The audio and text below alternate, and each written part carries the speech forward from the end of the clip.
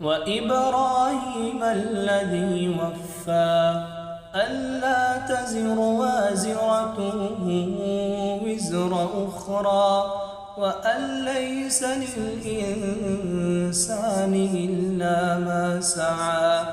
وأن سعيه سوف يرى ثم يجزاه الجزاء الأوفى وأن إلى ربك المنتهى وأنه هو أضحك وأبكى وأنه هو أمات وأحيا وأنه خلق الزوجين الذكر والأنثى من نطفة إذا تمنى